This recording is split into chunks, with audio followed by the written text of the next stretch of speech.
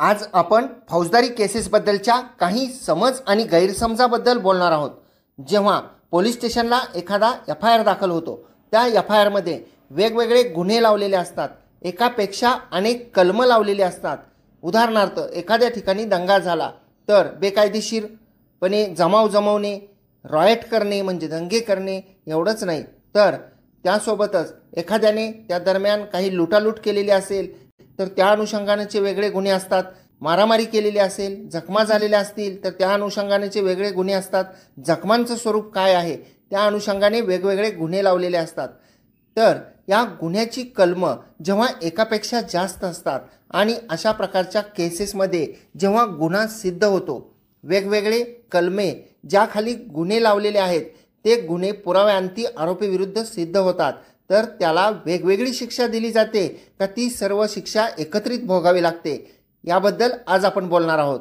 नमस्कार, मी आपला वकील मित्र ॲडव्होकेट कैलास नाईक। कायद्याचं म्हणजेच तुमच्या फायद्याचं बोलूया।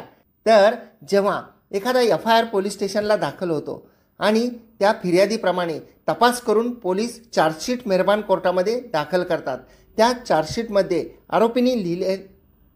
चार्जशीटमध्ये पोलिसांनी असे लिहिलेले असते की आरोपीविरुद्ध हे गुन्हे साबित झालेले आहेत, आरोपींनी तपासादरम्यान हे गुन्हा केल्याचे निष्पन्न झालेले आहे, त्यामुळे आरोपीविरुद्ध केस चालवण्यात यावी। आणि जेव्हा हे चार्जशीट मेहरबान कोर्टामध्ये येते त्यावेळी मेहरबान कोर्ट आरोपीविरुद्ध चार्ज फ्रेम करतात। चार्ज फ्रेम करीत असताना फिर्यादीमध्ये जी हकीकत नमूद केलेली आहे त्याबद्दलच ते गुन्हे आहेत का याबद्दल माननीय कोर्ट चार्ज फ्रेम करतात। परंतु माननीय कोर्टास असे वाटले की एखादा गुन्हा आरोपीच्या विरुद्ध दाखल झालेला आहे, पोलिसांनी एखादे कलम लावलेले आहे, परंतु त्या कलमाप्रमाणे गुन्हा घडलेला नाही, त्या कलमामध्ये जी त्या गुन्ह्याची व्याख्या दिलेली आहे त्याप्रमाणे फिर्यादीमध्ये कोठेही मजकूर नाही, तपासामध्ये तशा प्रकारचा पुरावा आलेला दिसत नाही, तर त्या परिस्थितीमध्ये माननीय न्यायालय हे एखादे गुन्ह्याचे कलम कमी करून इतर गुन्ह्याबद्दलसुद्धा चार्ज फ्रेम करू शकतात, म्हणजेच दोष ठेवू शकतात। एवढंच नाही तर पोलिसांनी समजा चार्जशीटमध्ये अनेक गुन्ह्याबद्दल चार्जशीट पाठवलेले असेल आणि माननीय कोर्टास असे वाटले की फिर्यादीवरून आरोपीने चार्जशीटमधील सोडून अन्य कोणत्या कलमाखाली गुन्हा केलेला आहे, तर त्याबद्दलसुद्धा माननीय कोर्ट एखादे वाढीव कलमाचा सुद्धा दोष आरोपीवर ठेवू शकतात। जेव्हा अशा प्रकारचे चार्ज आरोपीवर ठेवला जातो त्यानंतर केसची सुनावणी सुरू होते।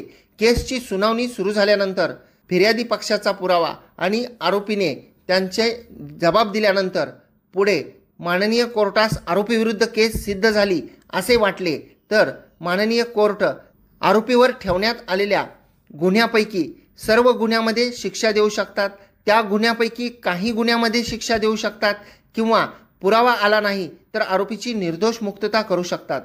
माननीय कोर्टाने आरोपीस दोषी धरले आणि आरोपीस शिक्षा सुनावली।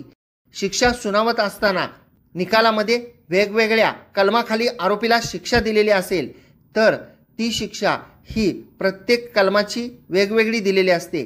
उदाहरणार्थ एखाद्या कलमाला 3 महिने, एखाद्या कलमाला 6 महिने, एखाद्या कलमाला 1 वर्ष किंवा एखाद्या कलमाला 10 वर्ष असे वेगवेगळ्या प्रकारच्या शिक्षा त्या निकालपत्रामध्ये दिलेल्या असतात।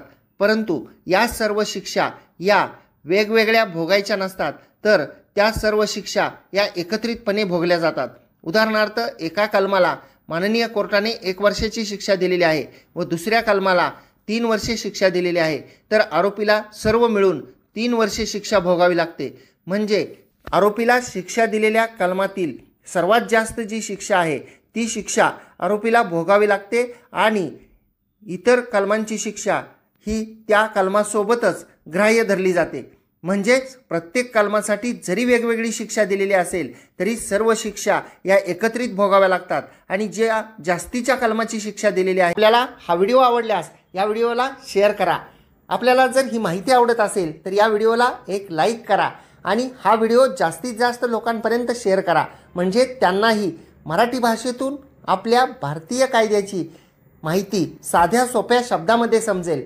अशाच प्रकारची माहिती ऐकण्यासाठी आपण जर कोर्ट कचेरी या यूट्यूब चॅनलवर व्हिडिओ ऐकत असाल आणि अद्याप आपण सबस्क्राईब केलेले नसेल तर सबस्क्राईब जरूर करा. बाजूचे बेल आयकॉनचे बटन दाबा म्हणजे व्हिडिओचे नोटिफिकेशन आपल्याला नियमित येत राहतील. आपण जर हा व्हिडिओ फेसबुक आणि इंस्टाग्रामवर पाहत असाल आणि अद्याप आपण फॉलो केलेले नसेल तर फॉलो जरूर करा आणि या व्हिडिओला लाईक करून शेअरसुद्धा करा.